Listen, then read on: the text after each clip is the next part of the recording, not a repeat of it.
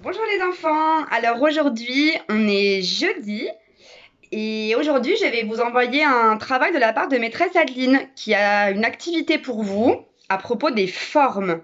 D'accord? Alors les formes, vous en avez déjà beaucoup parlé à l'école. Vous aviez fait des grandes affiches avec de la peinture, avec des gommettes. Et aujourd'hui, on va essayer de s'entraîner un petit peu sur les formes. Alors qu'est-ce qu'on connaît comme nom de forme? On connaît le carré, d'accord, qui a 4 côtés. On connaît le rond. Le rond n'a pas de côté. Quand je le touche dans ma main, ça ne pique pas. Et on connaît le triangle. Le triangle, ça commence comme 3. Ça vient du même mot. Triangle, il a 3 côtés. Il a 3 pics, d'accord? Si on les touche, on peut sentir les pics. Alors, l'activité que maîtresse Adeline vous propose, c'est une activité avec les petites souris. Vous savez, le livre qu'on a lu en anglais sur les souris peintres, elles avaient joué avec de la peinture, ces 3 petites souris. En anglais, le livre, il s'appelait Mouse Paint. Et donc, ces 3 petites souris qui ont mélangé des couleurs de peinture dans les 3 souris peintres.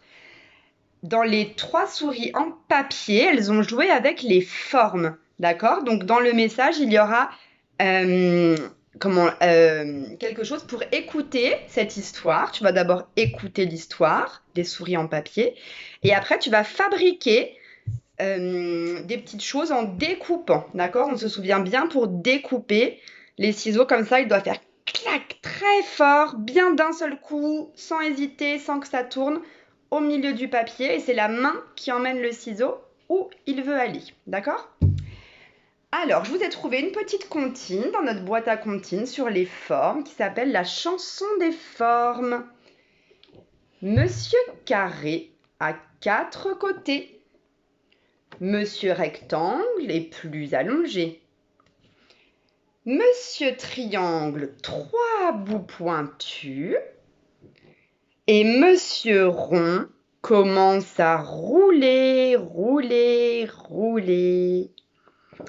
Hein, donc nous, chez les petits, on ne fait pas spécialement attention au rectangle. Si déjà on arrive à connaître ces 3 formes-là, le carré, le triangle et le rond, c'est déjà très bien.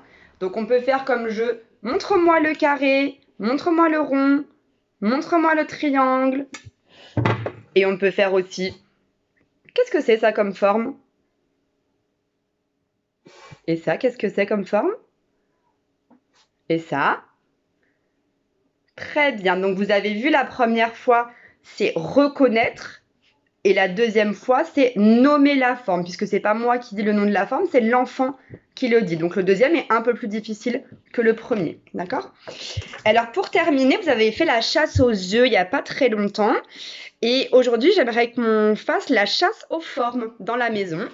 C'est-à-dire que vous allez essayer de trouver dans votre maison, ça peut être dans la chambre ou dans toutes les pièces de la maison, des formes qui vous entourent. Vous allez voir, c'est très facile comme jeu. Il suffit de bien regarder partout autour de soi. Par exemple, des objets carrés. Moi, j'ai trouvé un petit calendrier. J'ai trouvé un pot. J'en vois encore plein partout dans ma cuisine, parce que dans la cuisine, c'est facile. Après, dans les objets ronds, j'ai trouvé un pot. Un pot pour ranger les épices. Hein, on voit ici qu'il est rond. Là, on ne s'occupe pas trop de la différence entre surface plane et solide. Hein. Un autre objet rond. Hein, on peut le mettre dans notre main pour tester. Il n'y a pas de coin qui nous pique. D'accord. On peut trouver plein. Alors, les triangles, c'est un petit peu plus compliqué, mais peut-être qu'il y a des habits ou des motifs sur des tapis ou des papiers peints qui ont des triangles.